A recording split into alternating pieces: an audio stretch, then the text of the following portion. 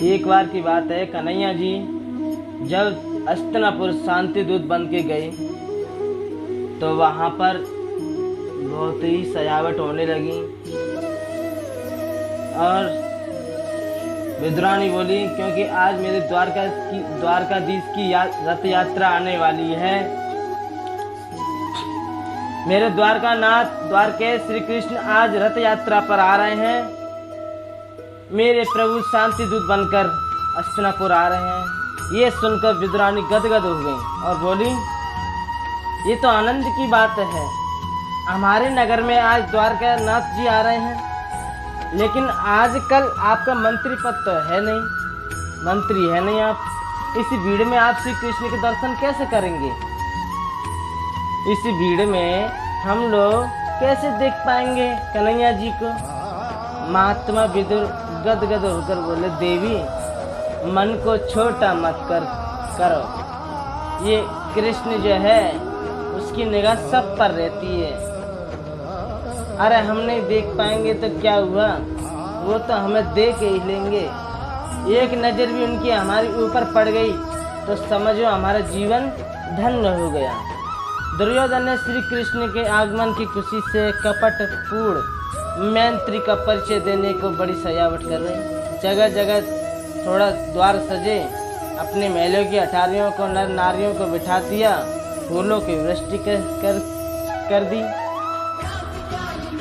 भीड़ में सबसे पीछे विदुर और विदुरानी खड़े हैं। दीवार से सिर लगाए प्रभु ने बरसने वाले फूलों को तो देखा नहीं। जब वो चल रहे हैं श्री कृष्ण भगवान तो उन पर फूल बरसाए जा रहे हैं, हजारों फूल बरसाए जा रहे हैं, लेकिन उनकी आरती हो रही है, लेकिन वो उन्होंने देखा नहीं। भगवान तो अपने रथ पे बैठे चारों ओर नए डालकर देख रहे हैं। जैसे ही विदुर जी के ऊपर भगवान की नजर गई सज्जनों, ऐसा सुंदर स्वरूप भक्त और भगवान दोनों की आंखें मिल गई, हिलोरे उठने लगी। अपनी पत्नी से बोले, गोविंद मुझे देख रहे हैं, गोविंद की नज़र मेरे ऊपर पड़ गई। अच्छा सुनो, तुम घर जाओ और जाकर गोबर का चौका लगाओ, कदली के खम्भ सजाओ, सुंदर चटाई बिछाना, मैं जरा देख कर आता हूँ पांडवों के भाग्य का क्या फैसला होता है। भगवान ने विदुर को देखा और देखते देखते इशारा कर दिया, तुम्हारे घर जरूर आऊंगा। ऐसा मानो को प्रभु ने ऐसा इशारा किया। दुर्योधन देख रहा है, हम तो इनका स्वागत कर रहे हैं, ये पता नहीं किसकी ओर देख रहे हैं। बहुत बड़ा मंच बना है, मंच पर सैकड़ों सिंहासन लगे हैं और सुवर्ण के उन्हें सिंहासन में एक सुंदर मणि में सिंहासन है। उस सिंहासन पर मेरे द्वारकाधीश विराजे हुए हैं। विदुर जी का अपमान हो चुका है, इसीलिए विदुर जी को ऊपर सभा में जाने की अनुमति नहीं है। सारी प्रजा के साथ नीचे विदुर जी बैठे हैं। दुर्योधन ने मेरे गोविंद को स्वागत किया, आओ कृष्ण आपके पदार्थ पर हम करतारते हुए आप आए, ये मेरा बहुत बड़ा सौभाग्य है। और लेकिन आगमन किस कारण से हुआ है हम नहीं जान पाए। भगवान ने दुर्योधन से कहा, मैंने तुम्हारे दुर्योधन ने कहा क्योंकि तुम तो सुयोधन हो। एक बात मैं तुमसे पूछना चाहता हूँ, पांडव तुम्हारे है ना? बोलो। दुर्योधन बोला हाँ। तुम्हारे खास काका के बेटे हैं? बोलो। बोले हाँ। तो तुम्हारे भाई हुए? बोलो बिल्कुल हुए भाई। तो आधे राज्य के अधिकारी हुए कि नहीं? बिल्कुल नहीं। क्यों नहीं हुए? यदि नैतिक पद्धति से तुम देखो तो दुर्योधन तो पांडव को आधा राज्य मिलना चाहिए, लेकिन मैं तुम्हें पांडवों को आधा राज्य देने के लिए नहीं बोलता, केवल 5 गांव पांडवों को दे दो। कृष्ण भगवान कह रहे हैं दुर्योधन से, केवल 5 गांव पांडवों को दे दो, गांव से ही मैं उन्हें प्रसन्न करके, यही तुमसे मेरा निवेदन है, मैं उन्हें प्रसन्न कर लूंगा। दुर्योधन तुरंत तड़का आकर खड़ा हो गया और भीष्म पितामह द्रोणाचार्य कृपाचार्य धृतराष्ट्र सब बैठे हैं और बोला, क्या बोलते हो कन्हैया? मैं सुई की नोक के बराबर भूमि को बिना युद्ध में नहीं दे सकता। भगवान ने कहा, अभी तुमने युद्ध की विविधता नहीं देखी, युद्ध तुमने नानी से कहीं जाकर सुना होगा, बाल अवस्था में पुस्तकों में पढ़ा होगा। हजारों स्त्रियां विधवा हो जाएंगी, लाखों बच्चे अनाथ हो जाएंगे। दुर्योधन, एक शांति दूत के साथ कैसा व्यवहार करना चाहिए तुम्हें इतना भी सबूर नहीं है। धृतराष्ट्र ने तुरंत हाथ दबा दिया उसका।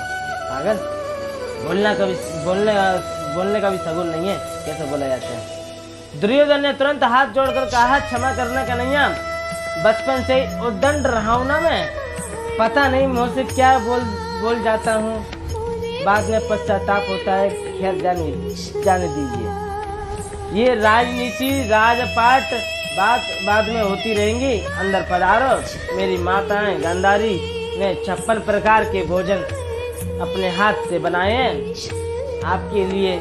मेरे गोविंद ने मुस्कुरा कर देखा और दुर्योधन, भोजन केवल 2 परिस्थितियों में किया जाता है। मेरे गोविंद कह रहे हैं कि भोजन जो है, भोजन 2 परिस्थितियों में किया जाता है। या तो भोजन कराने वाले के मन में श्रद्धा हो और भोजन कराने वाले को भूख से पीड़ित हो। भाई 2 ही बात है। भोजन कराने वाले के मन में अगर श्रद्धा है या भोजन करने वाला भूख से पीड़ित है। तुम्हारे मन में श्रद्धा नहीं है, मेरे पेट में भूख नहीं है, इसीलिए भोजन करने का तो कोई प्रश्न ही नहीं है। आज तो मैं भोजन कर नहीं सकता। क्यों? क्योंकि आज तो श्रीमान विदुर जी के घर से मेरा निमंत्रण आया है। उसी सभा में विदुर जी बैठे थे, सोचो मैंने कब निमंत्रण दिया। मेरे तो इनसे कोई बात ही नहीं हुई। सभा में कहते हैं मेरा घर निमंत्रण है। विदुर जी ने कन्हैया से इशारा किया, पूछा, भगवान ने इशारा कर दिया, चुपचाप बैठे रहिए। हम जो कहते हैं वो ठीक कह रहे हैं। विदुर जी तो सभा को छोड़कर ही चले गए और सोचा क्या भरोसा कन्हैया जी का, सीधे मेरे घर आ गए। कुछ व्यवस्था हो तो होनी चाहिए। विदुर जी गोप लोगों की बजरिया से गप्पे गए, कहीं से माखन खरीदा और कहीं से मिश्री खरीदी, कहीं से खोआ के लड्डू बनाए। गोविंद आ जाएंगे, कुछ व्यवस्था तो मैं करूं। मेरे खाने का ठिकाना नहीं, प्रभु को क्या खिलाऊंगा। लेकिन दुर्योधन ने हंसकर कहा, विदुर के घर आपका निमंत्रण है, रहने दीजिए, अपने खाने का ठिकाना तो है ना, आपको खिलाएगा। कृष्ण बोले, देखो इसकी मुझे परवाह नहीं है, जब निमंत्रण दे ही दिया है तो भोजन की व्यवस्था तो कर दी होगी भैया। दुर्योधन ने कहा, लेकिन कन्हैया आप द्वारका से सीधे मेरे घर आए हैं, विदुर जी से तो आप पहले मिले नहीं, और फिर विदुर जी ने तो आपको भोजन का निमंत्रण कब दे दियो। भगवान बोले, देखो द्वारका में उनका पत्र गया था, हस्तिनापुर आओ तो पहले भोजन मेरे घर करना है। दुर्योधन ने बोला, मैं भी तो देखूं विदुर आपका क्या स्वागत करता है, आपको क्या खिलाता है। भगवान बोले, इसकी मुझे परवाह नहीं है। मेरे गोपाल वहां से चल दिए। एक बात ध्यान दें, जैसे लोग मंदिर में जूते उतार कर जाते हैं, वैसे ही भगवान जब भक्त के घर जाते हैं तो चारों पादुका को उतार कर नंगे पांव जाते हैं। भगवान के दृष्टि में भक्त का घर भी मंदिर के समान होता है। मेरे प्रभु नंगे पैर ही चले विदुर जी के घर। विदुर जी तो बेचारे बाजार में हैं और विदुरानी स्नान कर रही है। प्रभु द्वार पर जाकर जोर से सांकर खटखटाते हैं, खोलो। विदुरानी ने सुना है स्नान करते हुए स्नान पर तन में थी, और जैसे ही सुना ये मेरे कन्हैया जी की आवाज है, मेरे गोविंद की आवाज है, वे स्नान करती हुई दौड़ पड़ी। वस्त्र बदलना भूल गई और गीले वस्त्रों में ही आकर द्वार खोला। आओ केशव, आओ न लाला पधारो, कन्हैया मेरे द्वार का दीद आ गई, अंदर पधारिए। गोविंद ने देखा ये तो मेरे आगमन की खुशी में पागल हो गए। प्रभु ने तुरंत अपना दुपट्टा फेंक दिया। अंदर विदुरानी ने गोविंद की उस चदरिया को ओढ़ लिया और बोली, पधारो केशव प्रभु। जैसे ही उनकी दिव्य पर्णकुटी में पधारे, विदुरानी सोचती हैं, कहाँ बैठाऊं, क्या खिलाऊं, क्या पिलाऊं, कहाँ बैठाऊं। लकड़ी का भट्टा लेकर आए, यहाँ बिराजिए, यहाँ बैठिए। अरे यह जगह सही नहीं है। यहाँ आंगन में मेरे गोविंद ने देखा कि मुझे चारों तरफ नचा रही है, कभी इधर कभी उधर।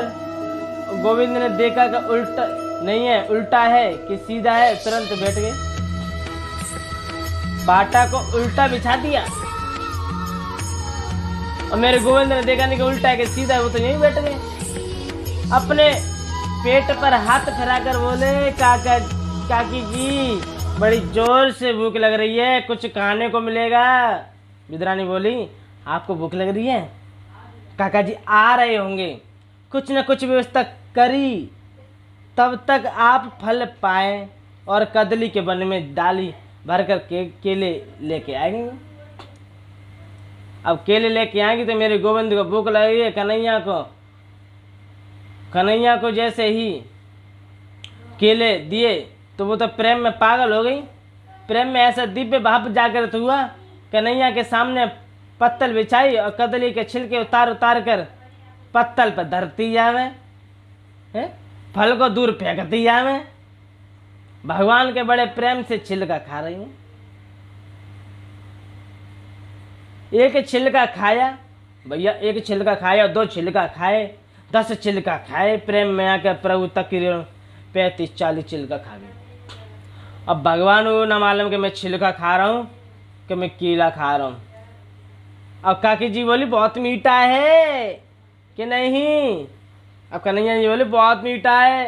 विद्रानी बोली, लाला आपको मीठा लगो हो, जरूर मीठो होगो, वैसे तो मैंने अपने हाथ से जल देती हूँ इन वृक्षों में, फल मीठे लगे गोविंद।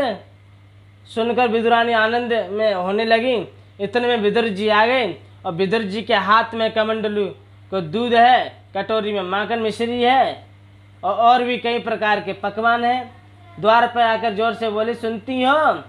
जल्दी द्वार खोलो। विद्रानी दौड़ी दौड़ी गई और द्वार खोली। बोले, क्या हल्ला मचाते हो? विदुर जी बोले, क्या बताऊं देवी, तुम्हें आज वो कौरवों की भरी सभा में मेरे गोविंद ने मेरा कितना आदर कियो, मैं तुम्हें शब्दों में नहीं बता सकता। दुर्योधन, दुशासन, कर्ण, विकर्ण समस्त लोगों के सामने गोविंद ने कहा, आज मेरे विदुर काका के घर हमारा निमंत्रण है। मैं तो इतना संकोच में पड़ गया देवी, सब छोड़कर बाजार गया, माखन मिश्री दूध खोवा सब लेके आयो। सुनो, गोबर को चौका लगायो कि ना है, चटाई बिछाइए कि ना है, पत्थर लगाइए कि ना है। अब मैं द्वार पर खड़ा कृष्ण का स्वागत करने के लिए। मेरे कन्हैया झूठ कभी नहीं बोलते। उसने कहा, विदुर के घर मेरा निमंत्रण है तो जरूर आएंगे, मैं द्वार पर उसका स्वागत करूंगा, तुम अंदर सब व्यवस्था करो। विद्रानी बोली, आने वाले हैं कि भीतर बैठे हैं?